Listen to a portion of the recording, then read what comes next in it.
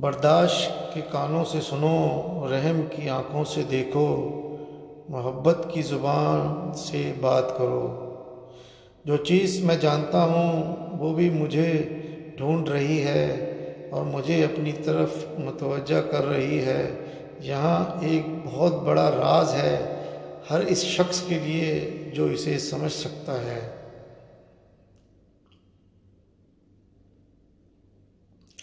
ہم جتنا پرسکون ہوتے ہیں اتنا ہی زیادہ ہم سن سکتے ہیں۔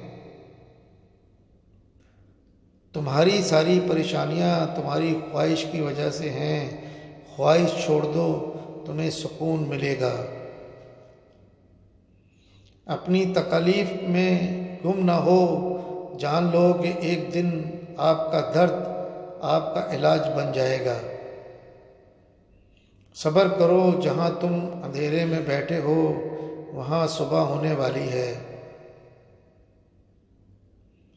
جاننے کا فن یہ جاننا ہے کہ کس چیز کو نظر انداز کرنا ہے۔ اپنے دل میں مٹھاس تلاش کرو، پھر تمہیں ہر دل میں مٹھاس ملے گی۔ راستے پہ چلنا شروع کرتے ہی راستہ نظر آنے لگتا ہے۔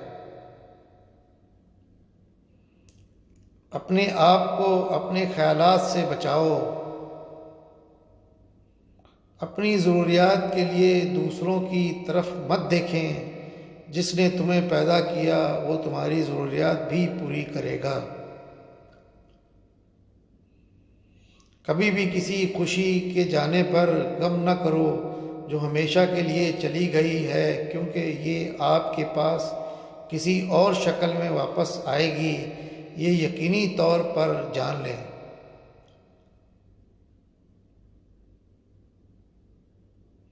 جب کوئی آپ پر تنقید کرتا ہے یا آپ سے اختلاف کرتا ہے تو آپ کے دل میں نفرت کی ایک چھوٹی سی چیونٹی جنم لیتی ہے۔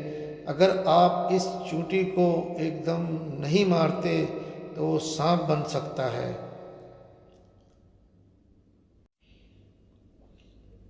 آپ کا راستہ اکیلے کا ہے، دوسرے آپ کے ساتھ اس پر چل سکتے ہیں، لیکن آپ کے لیے اس پر کوئی نہیں چلتا۔ جو چیز آپ کے پاس نہیں آتی اس پر غم نہ کریں۔ کچھ چیزیں جو آپ چاہتے ہیں نہیں آتی، وہ آفات کو آنے سے روکتی ہیں۔ ایک موم بتی دوسری موم بتی کو روشن کرتے ہوئے کبھی اپنی روشنی نہیں کھوتی۔ اگر آپ کسی ایسے دوست کی تلاش میں ہیں جو بے عیب ہے تو آپ ہمیشہ دوست کے بغیر ہوں گے۔ جب محبت قبول نہ ہو تو آگے بڑھیں، جب محبت کی تعریف نہ کی جائے تو چلے جاؤ۔ امید ہے کہ وقت اس شخص کو سکھائے گا کہ حقیقی اور سچی محبت کیا ہے۔ میرے پیارے دل، کبھی بھی اپنے آپ کو دوسروں سے بہتر مت سمجھو۔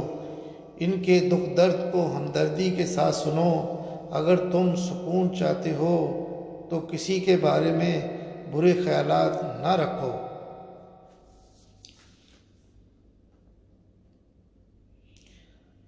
آپ جو نہیں جانتے اسے دوسروں کو نہ سکھائیں۔